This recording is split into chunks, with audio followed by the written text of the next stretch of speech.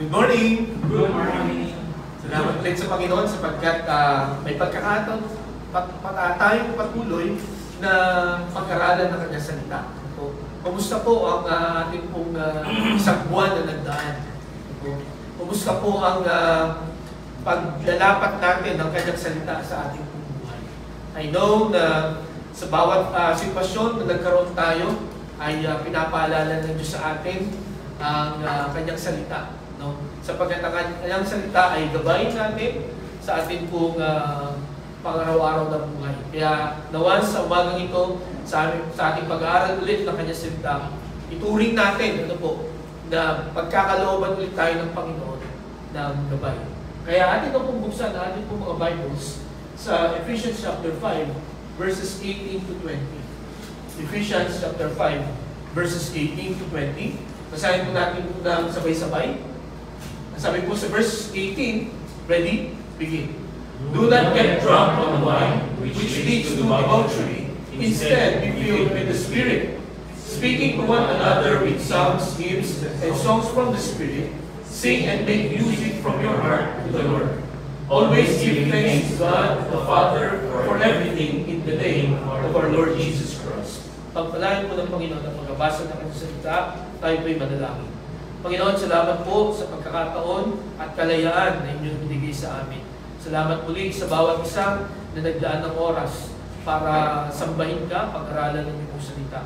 Tulungan mo kami, Panginoon, sa aming pag-aaral ng salita mo. Kinikilala namin yung kakulangan ng aming kaalaman para ito ay maunawaan. Kaya kami humingi ng tulong sa Banal na Espiritu.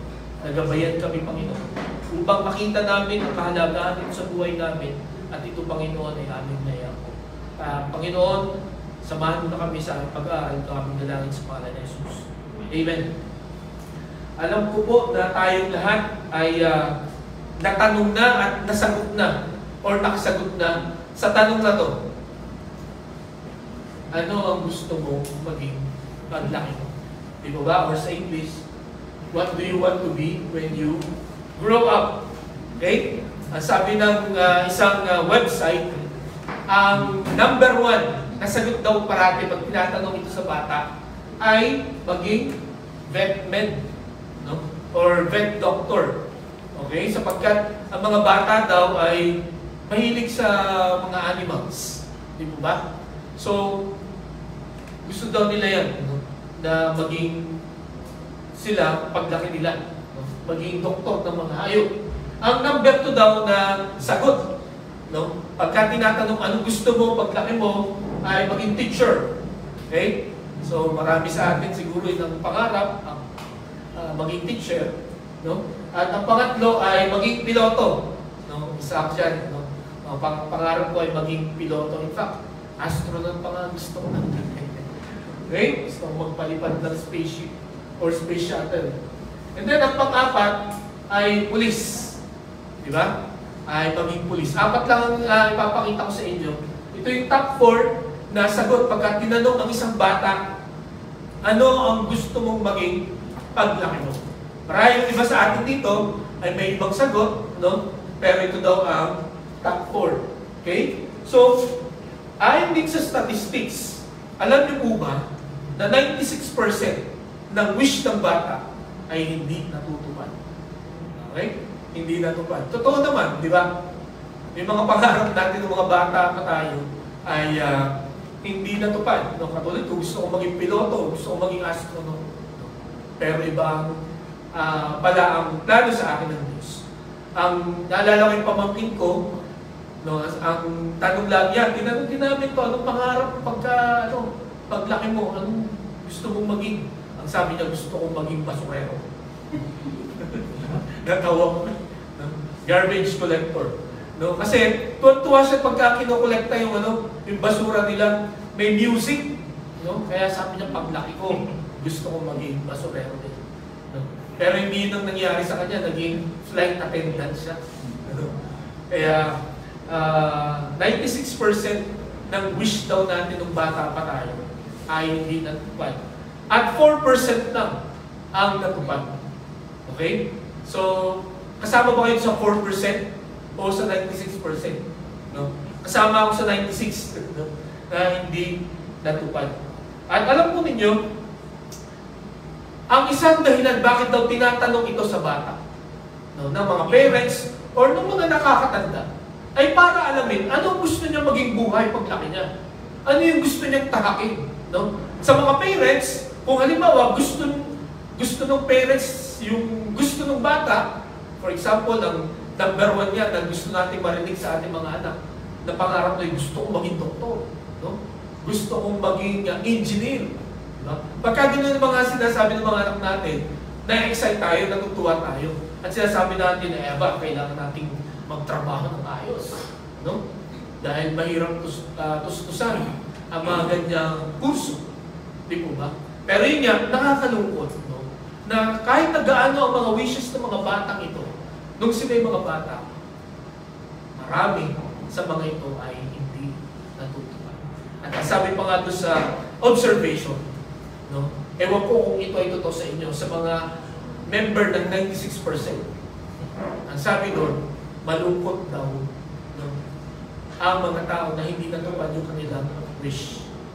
Okay? At yung mga nasa 4%, doble daw ang sila. No? Pagka yung pangarap mo natupad. Tama po, di ba? Pero pagka hindi natupad, malungkot ka. At sabi pa rin sa survey, sa pag-aaral, hanggang malaki na daw yung batang yon at iba yung kanyang tinahak na landas, yun pa rin ang wish niya. No? Sana maging piloto, sana maging ganito.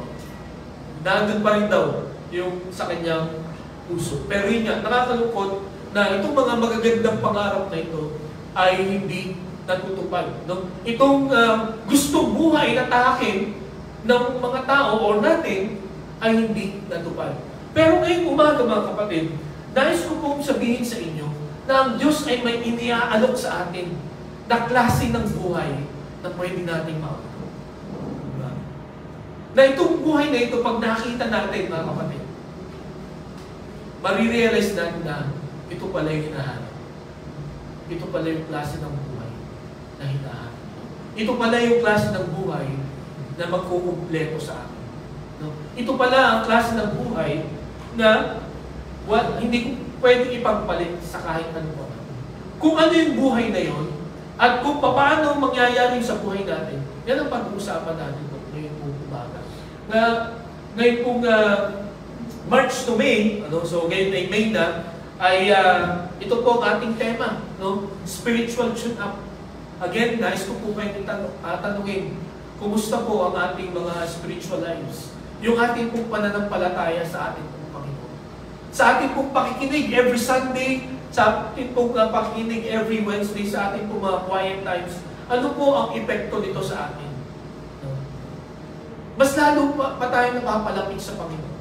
Mas lalo pa natin na-appreciate na tinanggap natin si Jesus bilang sarili tagapagligtas. No? Nagagalak pa tayo at nagpapasalamat sa Diyos sapagkat tayo naging Kristiyano. Or dumadating sa punto ng buhay natin na, bakit ba tinanggap ko pa ang Panginoon? Bakit ba ako naging Kristiyano? Bakit ba ako napasama sa grupo? Mga kapatid, the more you expose yourself to the Word of God,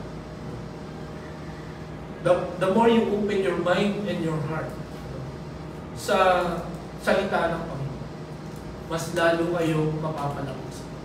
Mas lalo tayo mapapamahal sa Kanya. Mas lalo kung ma-appreciate natin, no? Yung kaligtasan, no? Ma-appreciate natin yung security, ma-appreciate natin yung blessing ng Panginoon, and even the discipline of God. We will appreciate them. Di po ba? Mga kapatid, ngayon po umaga, last week, nakita natin the promised Holy Spirit. No? Kinilala natin ang banal na Espiritu. No? Nakita natin yung mga pahayag about Him, ang kanyang ginagawa sa atin, and then yung dapat natin maging tugon, ano po, sa pagkilos ng banal na Espiritu sa bawat isa sa atin. At makita po natin, mga kapatid, ito ay pinadala ng Panginoon, no?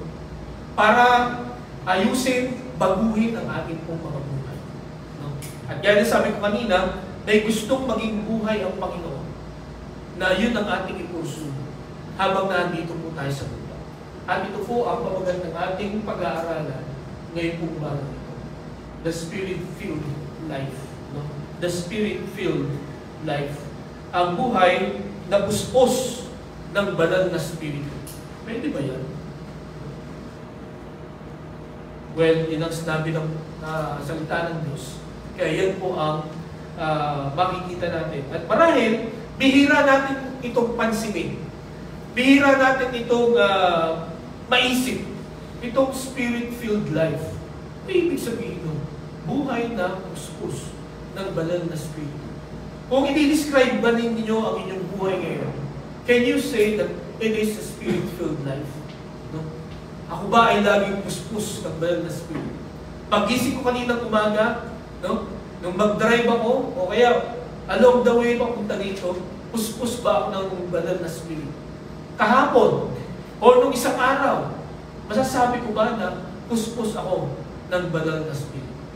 Mga kapatid, makikita natin ngayon kung umaga kung tayo nga ba ay puspos ng banal na Spirito at anong mangyayari sa atin when we are filled with the Holy Spirit. Kung titingnan po natin itong sulat na ito ni Apostol Pablo sa mga Ephesian believers, yan po ang Ephesus, yan po ay modern day Turkey. Okay, ang Ephesus. So kayo makakapunta sa Turkey o Turkey ba ang bagong pronunciation yan. Puntahan niyo yung Ephesus. At itong sulat na ito ay sinulat ni Apostol Pablo nung siya ay nakakulong sa Rome. Okay? Binigyan niya ng encouragement ang mga Ephesian believers. As I've said, wala pa silang problema dito. No? Later on sila nagka-problema. Sinulatan niya ang mga Ephesian believers to prepare them for the coming problems. At napag-aralan natin yung chapters 1 to 3 ay mga doktrina, no? Ang itinuro ni Apostol Pablo tungkol sa kaligtasan, tungkol sa banal na Espiritu, no? Tungkol sa kanyang pagliligtas at kung paano tayo maliligtas. And then yung chapters 4 to 6, ito naman paano mo i-apply yung mga natutunan mo, no? Paano ito babaguhin ang iyong buhay? Paano ka makikisalamuha sa mga tao ngayong alam mo ang mga katotohanan ito? Napakaganda po nitong pag-aralan ng Book of Ephesians. Sapagkat marami po sa atin mahilig lang makinig ng salita ng Panginoon. Mahilig lang mag-aral. Pero hirap i-apply. Di po ba? No? Obserbahan po natin ang ating po mga buhay. No? So marami na tayong narinig na messages. Kung tatanungin ko po ang inyong mga office mates, ang inyong mga kapatid, ang inyong mga parents, ang inyong mga anak, ang inyong pong mga kapitbahay, no? Kung kukumustahin ko ang quality ng pamumuhay ng bawat isa sa atin, ano kaya kanilang isasagot? Sapagkat ang salita po ng Diyos, it should change our lives. No? Sa atin po, patuloy na pag-aaral nito. At ito po ang gustong matutunan ng mga ni Apostol Pablo, na matutunan ng mga Ephesian believers, na dapat alam mo yung pinapaniwalaan mo at ipinapamuhay mo kung ano yung pinapaniwalaan. Okay? So, ito po ang purpose kung bakit sumulat siya dito. At dito nga po sa chapter 5 ay itinuro po ni Apostol Pablo kung anong klaseng buhay meron ang isang tao na puspos ng banal na Spirit. Okay? So, sabi dito sa Ephesians chapter 18, chapter 5 verse 18, do not get drunk on wine, which leads to debauchery. Instead, be filled with the Holy Spirit or the Spirit. Okay? Papuspos ka ng Espiritu. Meron po tayong apat na makikitang concepts. No? Tungkol po dito sa life or the life or the Spirit-filled life. Okay? Asang buhay na puspos ng banal na Espiritu. Ano po yung maiintindihan natin, no, sa katotohanan ito? No? Ang una, the misconceptions. No? Or yung mga maling pangunawa. No? Pagka sinabi mong spirit-filled ka, o kaya yung iba ayaw nilang maging spirit-filled kasi meron silang maling paniniwala. Ang una, for super Christians only. No? Ang spirit-filled life ay para sa mga super Christian lang. Sa mga laging nananalangin, maghapon at magdamag nananalangin, no? Memorize ang Bible, no? Hindi nagkakasala, no? Mga apostles, maling paniniwala itong mga kapatid. No? At dapat hindi natin isipin na para sa kanila lang yan, hindi para sa akin. Okay? Sapagkat, kaya ito misconception, sapagkat ang sabi po sa Acts chapter 2 verses 1 to 4. Okay? Pakinggan niyo po at babasahin ko. When the day of Pentecost came, they were all together in one place. Suddenly a sound like the blowing of a violent wind came from heaven and filled the whole house where they were sitting. They saw what seemed to be tongues of fire that separated and came to rest on each of them. All of them were filled with the Holy Spirit and began to speak in other tongues as the Spirit enabled them. Pansinin niyo po yung mga highlighted words. They were all together in one place. And then sa verse 4, all of them. Okay. Ano po ang gusto kong makita natin dito? Yung nasa upper room po, during that time, ay hindi lamang yung 11 apostles. No? According po sa research, almost 100 sila na nasa upper room. Nagtatago sila. No? Natatakot sila, baka sila ay usigin ng mga religious leaders kasi followers sila ni Jesus. So nagtatago sila. Pero sinabi ng Panginoon bago siya umalis, no, na pagdating ng banal na Espiritu, bibigyan na kayo ng kapangyarihan.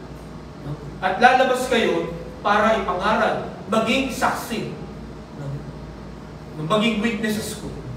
Okay? So sila ay nasa loob, natatakot. Okay? And they are, 100 plus.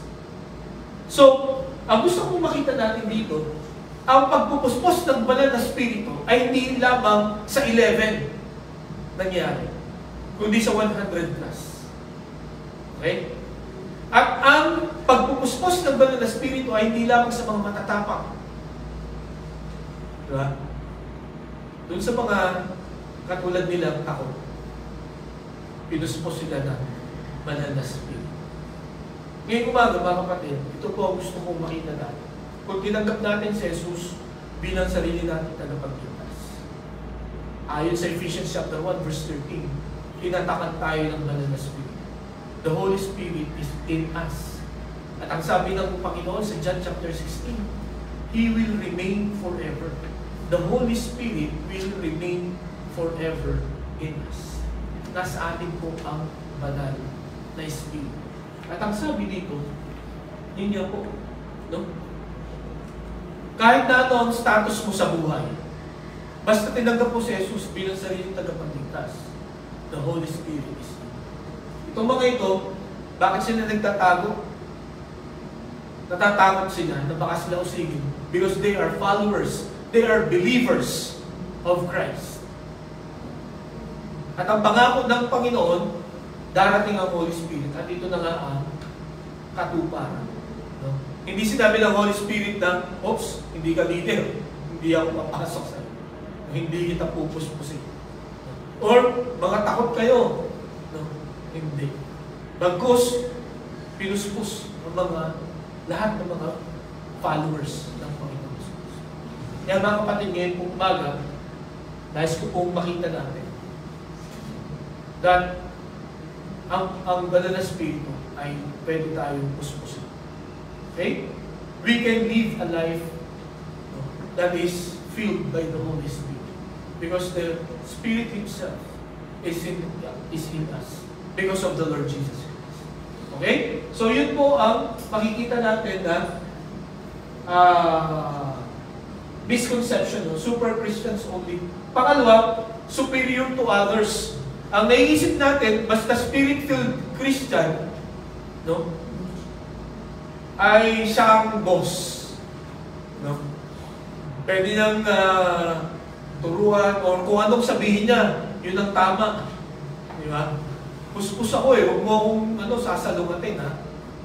Halimbawa, ganyanin ko kayo sa meeting, huwag kayong salungat sa akin. Puspos ako ngayon. Ano kayo mararamdaman ninyo? No? Mga kapatid, maling pag-iisip yun, kung paniniwala yun na pagkapuspos ang isang tao, siya lang ang pwedeng magsalita, siya lang ang pwedeng sundin. Bakit ko nasabi yan? Kung babalikan po natin ito, all of them, no, they were all together in one place. Ang ibig sabihin, pantay-pantay, no, na sila ay pinuspos ng banal na Espiritu. At kung ano ang pinagawa sa kanila, sabi dito, all of them were filled with the Holy Spirit and began to speak in other tongues as the Spirit enabled them. Hindi the few of them, or hindi ba the apostles, all of them were enabled. Okay? So lahat sila ay ginamit ng Panginoon for a special purpose. Ngayong umaga mga kapatid, huwag mong isipin na list ka. No? Huwag mong isipin na wala kang kakayahan. Huwag mong isipin na hindi ka marunong. Huwag mong isipin na hindi ka kasing galing ni ganito. Kung nasa iyo ang Panginoong Kristo, the Holy Spirit is in you. And He can use you, no, sa mga kamangha-manghang bagay na ipapagawa niya sa iyo. Okay? So, tandaan po natin mga kapatid, ang maling paniniwala ay yung ang spirit-filled lang ang superior sa lahat. Hindi po. Tayo pong lahat ay pantay-pantay ng distribution. No?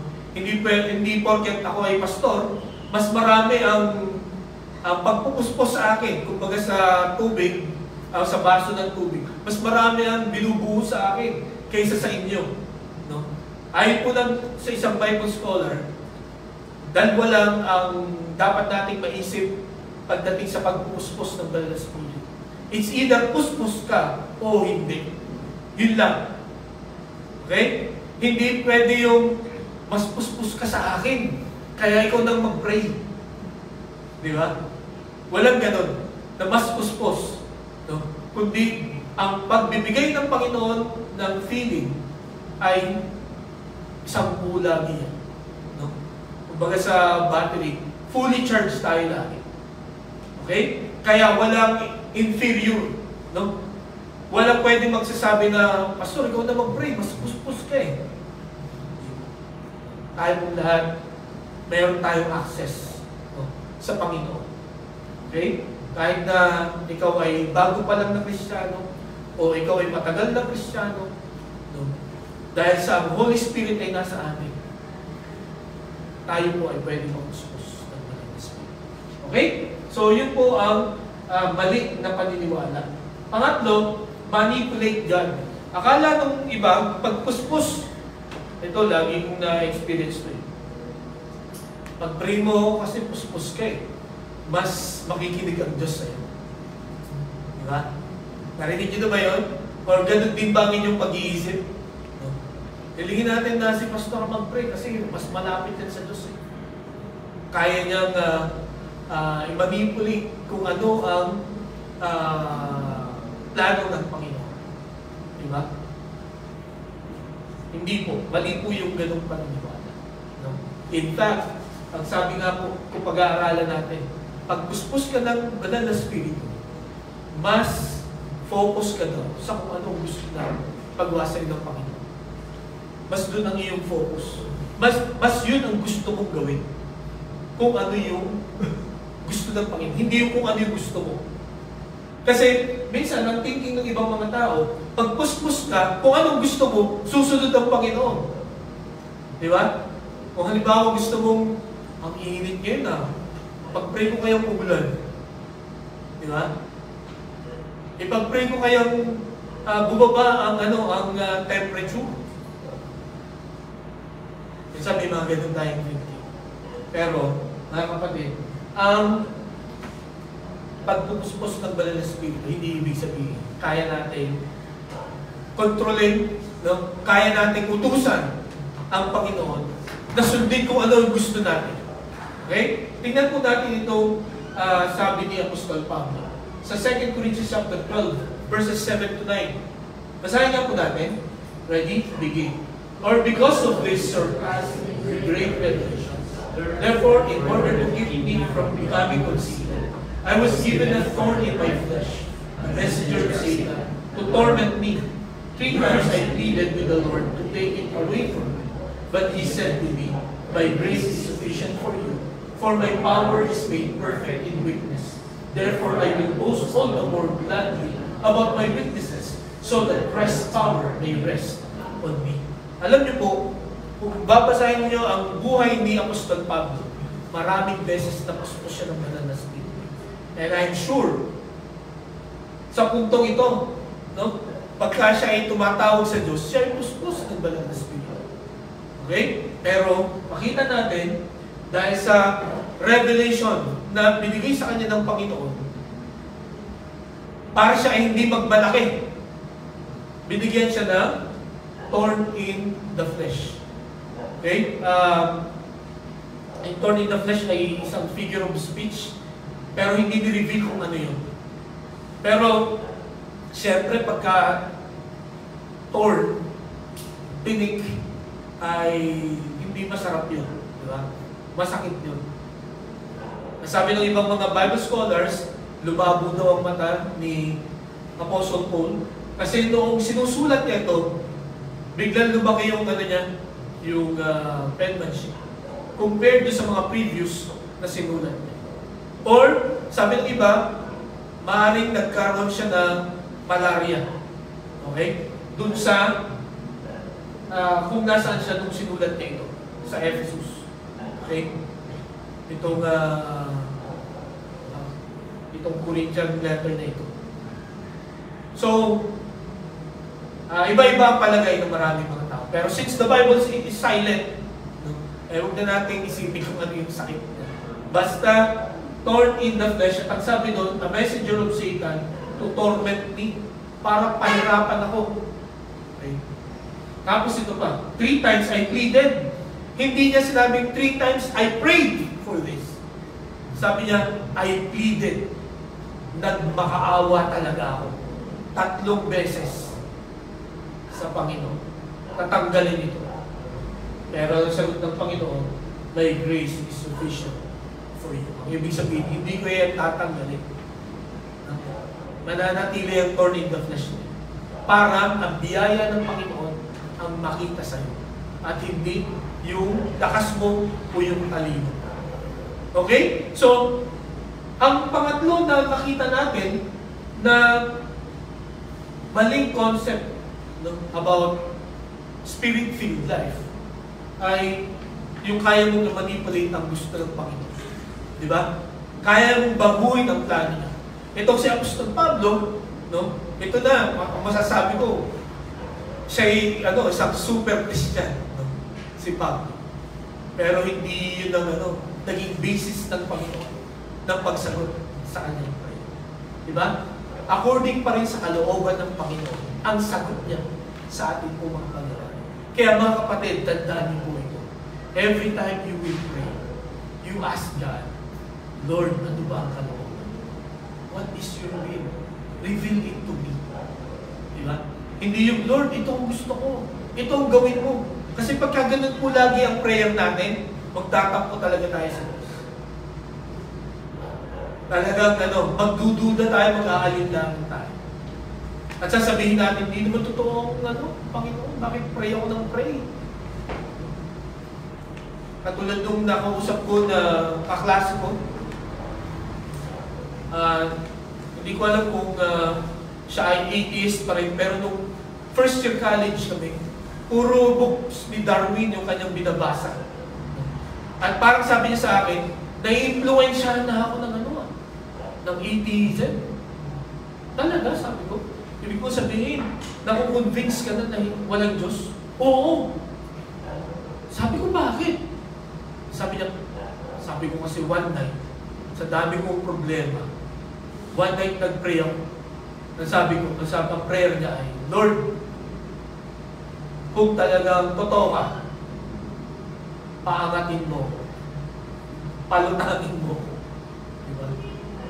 Naghintay daw siya the whole night, nalubutang siya. Hindi siya lumutang. Kaya sabi niya, naniniwala ako, parang naniniwala na ako kay Dad, na walang Diyos. Sabi ko na sa isip-isip ko, taba mo kasi. Hindi ko na sinabi na sa isip ko. But my point is, hindi mo pwedeng ipagawa sa Panginoon yung gusto mo. No? Kasi ang Panginoon may ibang paraan. Ang huli ko narinig dito sa klase kong to, ay sa Christian church siya nagpakasal. Kasi Christian yung nagpakasal. So hindi ko alam kung anong belief niya ngayon. No? Pero kung sakali man, no, palagi ko nagbago ang kanya pananaw. Kasi pumayag siya na sa Christian church na ikasal. Well, ang point ko po dito mga kapatid, hindi mo pwedeng sabihin sa Panginoon kung ano naiisip mo na dapat niyang gawin. Siguro sabihin niyo, bakit pastor may mga nagpe-pray na sumasagot agad? Katulad yung isang roommate, nag-pray siya ng 3 libro na magagandang libro. Wala siyang pambili. Nag-pray siya. Yeah, Lord, bigay mo naman sa akin ng magandang libro. Alam niyo po, after 3 days, dumating. Sabi ko, totoo ba yan? Oo, totoo to. Pinag-pray ko. Talaga. Tapos nag-pray siya ulit. Ng another book. And then after 3 days, dumating. Kaya, sabi ko doon sa roommate ko na yun, pwede bang ipag-pray ko rin itong ganito? Hindi sinagot. May pinag-pray kami. But my point is, bakit sumasagot ang Panginoon agad? Pagkalooban niya, yung hinihingi mo, ibibigay niya agad siya. Pero kung hindi niya kalooban yung hinihingi natin mga kapatid, huwag tayo magtampo sa Kanya, huwag tayo magduda sa Kanya. Kasi kaya hindi niya yun ibinigay, makakasama sa atin yun. No? Makakasira sa atin yun. Or maybe, hindi pa tayo ready na tanggapin ang mga bagay. Sana ang maging conclusion lagi natin, no? Pagka hindi dumadating yung ating hinihingi, ay dahil may piniprepare na mas maganda, mas mabuti ang Panginoon sa atin. Huwag natin pagdudahan ang Panginoon. Although mga kapatid, napakahirap gawin nun. Sapagkat ang diablo ay talagang tutoksuhin ka. No? Talagang dadayain ka. Na sasabihin niya sa utak mo na, tingnan mo, ang promise niya, sasagot siya sa prayer. But hindi siya sumasagot. Hindi yan totoo. Diba? Pero mga kapatid, kung mag-aaralan natin ang salita ng Panginoon, dapat yung kalooban niya tayo. Dahil yun ang mabuti. Yun ang the best para po sa atin. So ano po yung mga pinagpe-pray nyo ngayon umaga? Ano yung matindi yung pinagpe-pray? Sinasabi nyo ba na kung ano ang kalooban nyo, Lord? Or, Lord, ito talaga gusto ko, please. Umayag ka na. Pag-pray po natin, Lord, Thy will be done. Your will be done. Okay? Dahil hindi natin kaya mamanipulate ang Panginoon. Okay, ang pang-apat, emotional. No? Minsan, pagka ang isang tao ay, nanalangin sa Panginoon na puspusin, kailangan kilabutan muna. No? Or biglang umiyak. Pagka hindi ka umiyak, hindi ka napuspos. No? Or hindi ka kinalabutan, or wala kang naramdamang kakaiba, hindi ka puspos. Naalala ko yung tatay ko, umaten siya sa Pentecostal Church.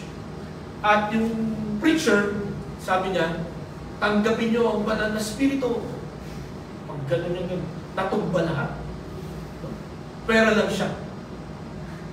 Sabi niya sa isip-isip, kaya niya ang natugba. At nakita siya ng pastor na may katabi rin siya na natugba.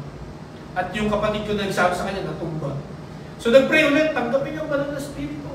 So yung katabi niya, yung nasa harapan niya, natumbahan siya. So natumba rin siya. Pagkatapos nung worship service, sabi ng ate ko, ay, natumba kayo kanina. Naramdaman niyo ba yung Holy Spirit? Napuspos kayo. Sabi niya, natumbahan ako, kaya ako natumba. Hindi talaga ako napuspos. Gusto ko matumba, sabi niya gano'n. Kaya hindi ako natumba eh. Kinatumba din ako. So mga kapatid, kung ito ang ating basis para magkaroon tayo ng spirit-filled life, ay hindi mangyayari kasi hindi po yun ang paraan. No? Kung titingnan po natin ito nangyari kay Apostol Pablo, nung siya po ay maligtas, no po, ang pangalan niya po nung bago siya maligtas ay Saul or Saul. No? Sabi niya, then Ananias went to the house and entered it, placing his hands on Saul. He said, Brother Saul, the Lord Jesus who appeared to you on the road as you were coming here has sent me so that you may see again and be filled with the Holy Spirit. Immediately, something like scales fell from Saul's eyes and he could see again. He got up and was baptized, and after taking some food, he regained his strength.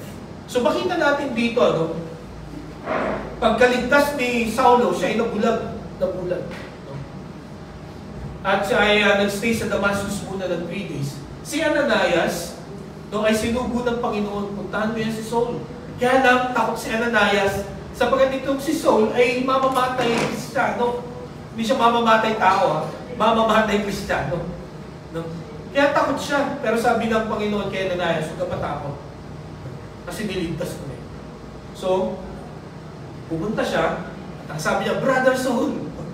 Na-imagine ko yung struggle niya. No? Pero, kaya yung sinabing Brother Saul is to confirm kung talagang saved na nga ba ito. No? Brother Saul. And then yun nga, sinabi niya kung ano nangyari, and then ang sabi dito, I came here for you to be filled with the Holy Spirit. At nung mangyari ngayon, nung napuspos siya ng Banal na Espiritu, may lumaglag na parang mga kaliskis sa kanyang mata. At nakakita siya ulit. Ang sabi dito, he got up and was baptized, and after taking some food, he regained his strength. Hindi dito sinabi na umiyak si Paul, nagpagulong-gulong si Pablo, di ba? Normal lang. Yung nangyari sa kanya, pagkapuspos sa kanya, nagpabaptize siya, kumain siya, no? At bumalik yung lakas niya. So mga kapatid, kung ang basis natin ng spirit-filled life ay dapat may maramdaman tayong kakaiba. No? O kaya umiyak tayo, o kaya bigla ako matumba, ay hindi natin pwedeng panghawakan yung akta. Sapagkat hindi lahat ng pinupuspos ng Banal na Espiritu ay ganun ang nangyayari. Okay? So yun po makikita natin na mga misconceptions, no? Itong apat na ito. No? Ganun nga natin.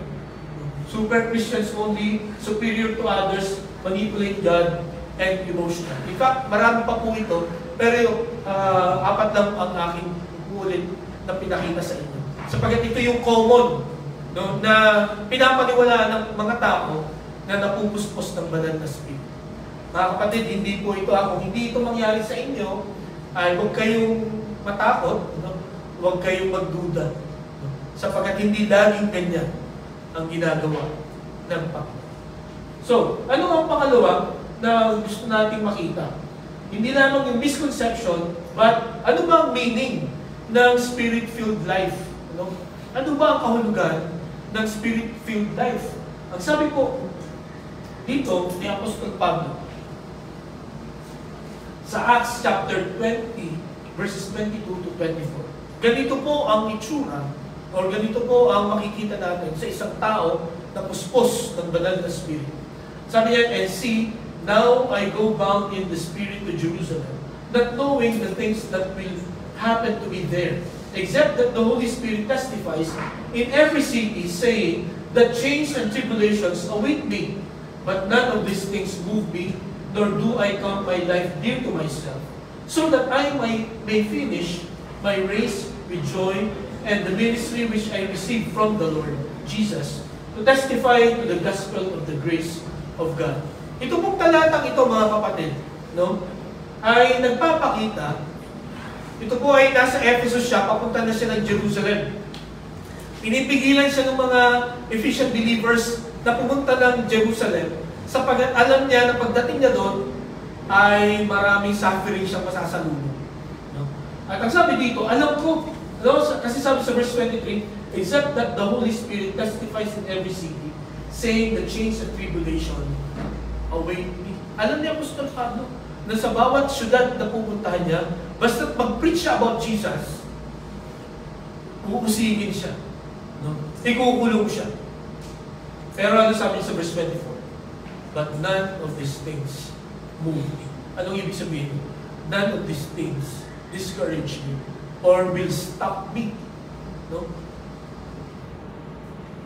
So that I may finish my race with joy and the ministry which I received from the Lord Jesus to testify to the gospel of the grace of God. Ito ang mission ni Pablo, to testify to the gospel of the grace of God. Walang makakapigil sa akin na magpatotoo tungkol sa biyaya ng Panginoon. So anong ibig sabihin ng isang tao na puspos ng banal na Espiritu? Ito po. The Spirit-filled life is our willingness and eagerness to always know and do God's will, no matter what's the cost. Okay? Ang isang taong puspos ng banal na Espiritu ay hindi yung iyak ng iyak lang, no? O yung natutugba, no? Or yung feeling superior. Hindi po yun ang taong puspos ng banal na Espiritu. Ang puspos ng banal na Espiritu ay isang tao na willing siya, no? Desidido siya, na alamin at gawin ang kalooban ng Panginoon. Kahit anong mangyari. Katulad ng karanasan ni Pablo. Imagine, alam niya, sinabi na ng Holy Spirit sa kanya na sa bawat syudad na pupuntahan mo, may nag-aabang sa'yo, may nag-iintay sa'yo ng pag-uusig at ikukulong ka. Yun. Kung kayo sasabihin ng gano'n ng Holy Spirit, tutuloy kayo? Kung ako, hindi ako tutuloy. Ay, gano'n ba? Change direction. No? Palit tayo ng biyahe. Kasi kung gano'n palang mararanasan yung pagpunta ko doon, iba na lang. Pero sabi niya Apostol Pablo, none of these things move. Mga kapatid, dito po ang gusto ko makita natin. Marahil may mga kinakatakutan pa tayo or nag-aalinlangan pa tayo gawin ang ipinapagawa sa atin ng Panginoon. Diba? Marahil ngayong umaga, may gustong ipagawa ang Panginoon sa iyo. Pero tatakot tayo. Nagdadalawang isip tayo. Or iniisang tabi natin. Binabaliwala natin yung mga bagay. Sapagkat feeling natin, baka tayo mahirap. Natatakot tayo. Mga kapatid, ang Panginoon hindi niya papalitan yung assignment mo. Dahil sa ayaw. Ito, pinapakita niya yung paraan para magawa mo yung assignment sa Panginoon. You need to be filled with the Holy Spirit. Kailangan mo natin mag-expose ng banal na Spirit. Sapagkat by doing that, no, by experiencing that, atin po magagawa ang kalooban ng Panginoon. At yan po ang pinakamasaya, pinaka-fulfilling ng buhay. When you know that you are doing the will of God. Amen? Pero kung alam mo na ginagawa mo taliwas sa kalooban ng Diyos, yan ang pinaka walang katahimikan na pakiramdam or klase ng pamumuhay. Pwedeng masaya ka ngayon, no? Pwedeng okay ka lang, pwedeng ang tingin sa'yo ng mga tao ay parang walang problema itong tao mo. Pero pagka nag-iisa ka na, doon mo mararamdaman na merong kulang. No? Meron kang hindi ginagawa. Meron kang iniiwasan. You need to be filled with the Holy Spirit. sapagkat ito po ang kahulugan based po sa mga talata natin pong binasa. So ano yung mga kinakatakutan natin ngayon? Ano yung mga dapat niyong gawin? I encourage you to ask the Lord to fill you with the Holy Spirit. Kasi walang kasing saya yung paggawa mo, yung kalooban. Walang kapalit po yun, mga. Diba? Kaya ngayong umaga, sana simulan natin. Magsimula ngayong araw na ito. That's the direction of our lives. Puspos tayo ba ng Espiritu para magawa natin ang kalooban kahit anong mga. Kahit na tayo ay handa. Okay po? So, yun po ang makita natin na kahulugan ng Spirit-filled life. Ang pangatlo, the mandate, no? The mandate of to have a Spirit-filled life. Okay? Kung babalikan po natin itong Ephesians chapter 5:18-20, ang sabi dyan, simula muna, do not get drunk on wine, which leads to debauchery. Instead, be filled with the Spirit. So, alam nyo, habang pinabasa ko ito, bakit kaya ganito ang ginawang analogy ng Panginoon? Or pagkukumpara ng Panginoon? No? Bakit sa lasing? No? Okay? Sabi ni Pablo, huwag kayong maglasing. No? Huwag kayong hindi niya makontrol, no? ng alak. Sa halip, no? Papuspos kayo ng banal na spirito. Kasi ang sabi dito, pagka ikaw ay puspos ng alak, it leads to debauchery. Alam niyo po ba kung ano ibig sabihin ng debauchery? Kasamaan. Ano? Kalaswaan. Kung ano ang pwede mong gawin pag lasing ka. Diba? Mas malakas ang loob mo. No? May kakilala ako, pagka siya ay hindi lasing, hindi marunong mag-English. Pero pag lasing, grabe. Hindi marunong mag-Tagalog. Hindi ba kausap ng Tagalog? No? Mauubusan ka talaga ng baon. No? Kasi ang galing niya mag-English pag lasing. Puspos ng alak. Pero, yun nga. Alam naman natin, no? Based sa studies, based sa experience, based sa mga napapanood natin, na pagka lasing ang tao, mas marami ang kapamakan na nararanasan kaysa sa kabutihan. Di po ba? Ang karamihang dahilan ng banggaan sa kalye. Di ba? Ang una agad sinecheck ng pulis. Naka-inom ba ito? Amoy chiko ba ito? Amoy alak ba ito? Di po ba? Karamitan ng mga away, no? Sa daan, no? Or sa kahit saan. Ay dahil sa alak. Kaya nagsasaulit, kaya nag-aaway yung mga magkakaibigan, no? Magkakamag-anak, pamilya, many times because of wine. Kaya sabi ni Apostol Pablo, nung panahon na yun, ganoon na rin ang problema. Di ba? Kasi sa Ephesus, malamig po doon. Kaya kailangan nilang ng wine parati. Kaya lang, problema nga sa wine, addictive siya. No, hindi mo pwede sabihin na konti lang naman eh. Ano-ano lang naman. Kaya parami na siya ng parami hanggang sa adik. Hanggang sa yun na. Siya lang nagko-control siya. Sabi po ni Apostol Pablo, ang utos ng Panginoon through Apostle, be filled with the Holy Spirit. Magpupuspos ka sa banal na Spirit. Yan po ay maliwanag na utos sa atin. At ang ibig sabihin din po nitong be filled with the Spirit ay continue to be filled with the Holy Spirit. Hindi lamang, ngayong week na to, kailangan puspos ka. O kaya, ngayong araw na to, pupunta ako sa church, kailangan puspos ako. Ano? Kailangan hindi ako magagalit. No? Lalo na magdadrive ako. Kailangan pagdating ko sa church, hindi ako mukhang hindi ako stress.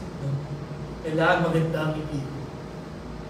Ang ibig sabihin niya po dito, nung sinabi niya, be filled with the Spirit, is you need to be filled with the Spirit always. Kasi hindi mo alam kung kailan darating yung mga uubos ng iyong pasensya.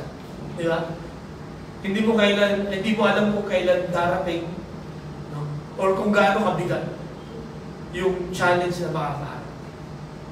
Kaya ang gusto ng Panginoon, paghandaan mo ito, mapapaghandaan mo ito by asking God to fill you with His Spirit. Okay? So yun po ang dahilan bakit tayo inuutusan ng Panginoon na magpupuspos sa banal na Espiritu. Nasabi po sa Romans chapter 8 verses 13 to 14, basahin niya po natin. Ready? Begin. For if you live according to the flesh, you will die. But if by the Spirit you put to death the misdeeds of the body, you will live. For those who are led by the Spirit of God are the children of God. Sabi dito, no, sa verse 13, if you live according to the flesh, you will die. No? Ang ibig sabihin, kung hindi ka magpapakontrol sa banal na Spirit, kung hindi mo siya susundin, yung guidance niya, yung prompting niya, i-ignore mo. At ang iyong gagawin ay kung ano yung gusto mo, ano yung sa tingin mo yung parang masarap sa'yo. Ito ang ending, you will die. Mapapahama ka, mamamatay ka.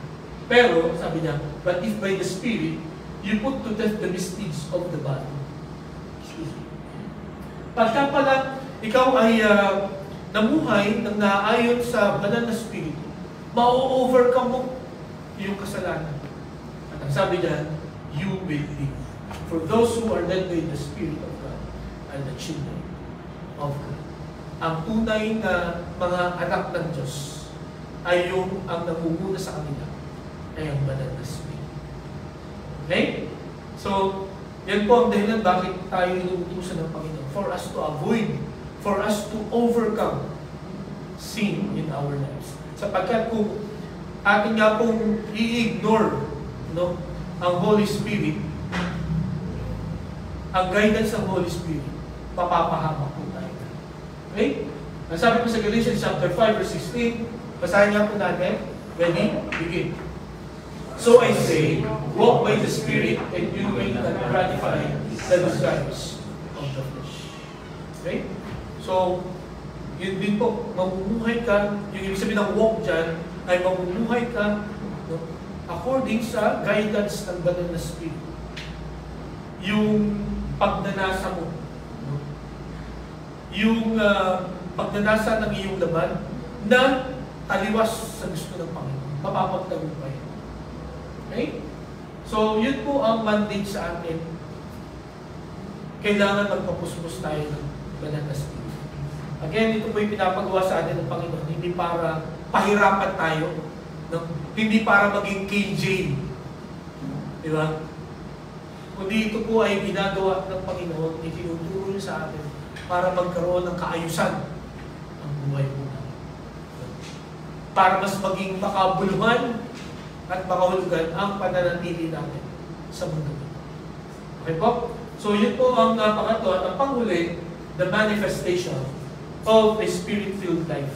Okay? Balikan po natin yung ating mga talatang binasa kanina. Speaking to one another with psalms, hymns, and songs from the Spirit. Sing and make music from your heart to the Lord. Okay? So, ang una po na makikita po natin na pagpapakita na ikaw ay puspos ng banal na Espiritu, ikaw ay worshipful, no? Ikaw ay mapagsamba. Ano bang ibig sabihin ng pagsamba? Lagi mong itinataas ang Panginoon, no? Lagi mong ibinibigay sa Kanya ang kalwalhatian, ang karangalan. Wala kang inaangkin. That's the meaning of worship. Hindi lamang yung pagpunta dito sa church ang pag-worship. In fact, ano, kung hindi natin i-check yung ating mga motives sa pagpunta dito, baka hindi tayo nag-worship. Di ba? Baka kaya hindi tayo nag-grow sa ating pong spiritual lives. Sapagkat iba motive natin pag pupunta tayo sa church. We always have to check. We need to check our motive. Bakit ako pupunta? No? Ang ibig sabihin po ng worship ay you lift up His name, you honor the Lord above everything. Okay? Ito po ibig sabihin ng worship. At ang isang taong puspos ng banal na Espiritu, ganun po ang kanyang attitude. At pagdating sa pagsamba, hindi na yan magdadalawang isip. No? Sabi nga ni King David, I was glad when they said unto me, let us go into the house of the Lord. I was glad. No? Ang ibig sabihin, pag in-invite siya magpunta sa church, masaya siya. No? Natutuwa siya every time na mag-church or sasamba sa ating Panginoon. Kumusta yung ating attitude pagdating po sa pagsamba? Kung ang ating pong pagsamba ay pilitan lagi, no? Or kahiyaan lagi, you need to be filled with the Holy Spirit. Sapagkat, sa totoo lang mga kapatid, kung iisa-isahin natin ang ginagawa sa atin ng Panginoon, yung oras natin, yung mga salita natin ay kulang para pasalamatan natin siya. Pero ang hinihingi lang sa atin ng Panginoon, one day, para pasalamatan siya. Sabi dito, no, kung ikaw'y puspos ng banal na Espiritu, lagi kang nagpupuri sa Panginoon. No? Lagi kang nagpapasalamat sa Panginoon. Lagi kang may music, no? Lagi kang may awit para sa Kanya. Bakit binanggit dito yung psalms, hymns, songs from the Spirit? Okay? Ang ibig lang po sabihin dito ni Apostol Pablo, kahit anong paraan mo purihin ang Panginoon. Okay? Once you are filled with the Spirit, you have a song for Him. You have a song of praise for Him. Kung saan ka sanay na magpuri, gagawin mo ang puspos. Di ba? Masarap umawit ng papuri sa Panginoon. Lalo na pagka totoo, no? Totoo yung mga awitin na yun sa buhay mo. Pag nangusap talaga yun, pag na-experience mo yun, parang bitin. No? Bitin ang singing time. Di ba? Kaya mga kapatid, yan po ang unang manifestation ng isang puspos ng banal na Espiritu ng Panginoon. Lagi siyang sumasamba sa Panginoon. Okay? So I hope maging parte na rin ito ng buhay po natin, yung pagsamba sa Kanya. As I've said, hindi lamang tuwing Sunday tayo pwedeng sumamba sa Panginoon. Kahit ikaw ay naglalakad, kahit ikaw ay nagdadrive, no? Kahit ikaw ay nag-aaral, kahit ikaw ay nagtatrabaho, you can worship God. No? You can give honor, you can bring honor to Him. And that is worship. Okay? And then, ang pangalawa, hindi lamang worshipful ang isang tao na sumasamba sa na puspos ng banal na Espiritu, kundi he is thankful. No? Sabi niya, giving thanks.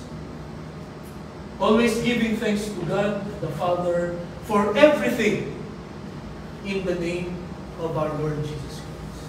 At ang ibig sabihin po ng thanksgiving dito is contentment also.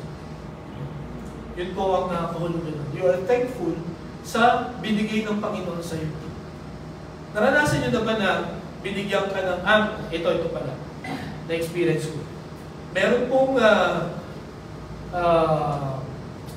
restaurant sa Baguio. Alam mo ito ni John. Yung Kaladyo sa Benguet. Sa La Trinidad, Benguet. Kaladyo ang pangalan ng restaurant niya. At yun ay restaurant ng isang pastor. Mayaman na pastor. Mga Salinas. At doon po sa restaurant na yun, pag nalaman kang pastor, libre ka. Kahit gano'ng karami kainin. Hindi ko alam kung hanggang ngayon ganun pa rin. Susubukan ko yan pag makita ko sa dati. Pero pag nakilala ka ng cashier, pero noong ako po ay pumunta doon, at nakilala ako ng cashier kasi pinakilala akong pastor. Tipid na tipid talaga ako kasi sabi ko ito lang budget ko talaga eh. Isang ulam lang at saka isang kanin. Tapos nung malaman kong libre, no? Malaman kong libre, hindi thank you ang unang lumabas sa bibig ko. Sabi ko, sayang. Kung alam kong libre pala, no? Nagdalwa akong ulam, nagdalwa akong rice. Di ba? Ganun ang ating, or ganun ako, ganun yung naging reaction. Diba? Saka ko lang naisip na, kailangan ko palang maging thankful. Kapag pagpuspos tayo ng banal na spirit, we will be thankful to God forever. Masama man yung nangyari, maganda man yung nangyari. Yun ang kaibahan po natin sa mga hindi sumasampalataya sa Panginoon at sa mga hindi puspos ng banal na spirit. Puro complaints. Di ba? May iba na naiinis dahil puro thank you ka ng thank you kahit hindi na may narinig ba kayo na thank you ng thank you kahit hindi mo kailangan mag-thank you, nagte-thank you, may narinig akong gano'n. So, nainis yung kasama niya. Tsaka thank you ng thank you. Ang nasa isip ko lang, ano kaya mas masarap kasama? Yung thank you ng thank you o reklamo ng reklamo? Kayo, ano ang mas gusto niyo? Di ba? At alam nyo, yun yan, pagpuspos tayo ng banal na spirito, tayo po ay laging nagpapasalamat. At mga kapatid, palalahanan natin ang isa't isa. Pagka tayo po ay maya't-maya ang reklamo, sabihin natin, brother or sister, kailangan mong puspusin ng banal na spirito. Kailangan mong mapuspos ng banal na spirito. Sapagkat alam po natin mga kapatid, na yung Romans 8:28, ng lahat ng bagay ay nagkakalakit-lakit para sa ikabubuti natin. Hindi ba natin maiintindihan ngayon? No? Bakit ako nalugi? Bakit ako bubagsak? No? Bakit nawala ito sa akin?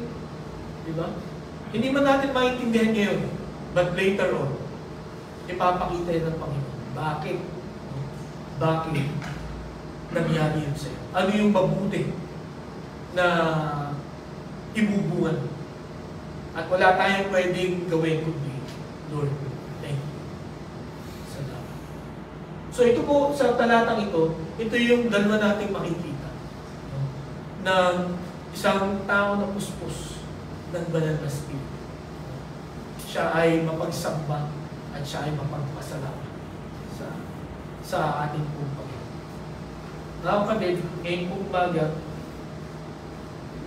hindi ganun kahaba ang buhay natin, di ba? Ayon sa statistics, 71 years old lang ang buhay ng tao. Ng Pilipino, 71 years old. Ang life expectancy natin. So ako ay mag-54 na ako. So malapit na. Kung sakali. Hindi, kung yun ang pagbabasihan. Diba? Hindi na ganun kahaba ang aking buhay. At marahil yung iba rin sa atin ay hindi na rin ganun kahaba. Pero, ang hindi kasi natin pwedeng i-predict sa buhay na ito, kahit na maraming statistics, hindi natin alam kung kailan tayo kukunin ng Panginoon. Di ba? Yun yan, kung panonoodin natin ang mga balita ngayon, talagang mamamanga. No? Sunod-sunod yung mga namamatay na artista. Hindi ka pa nakaka-recover doon sa isa, meron na naman bago. Diba? At bukod pa doon, sa mga sikat na tao, ay din yung mga namamatay na yun, katulad nung nabangga sa, sa NLEX. Diba? Yung mag-asawa, naiwan lang yung ilang buwan na anak. 2 years old. No?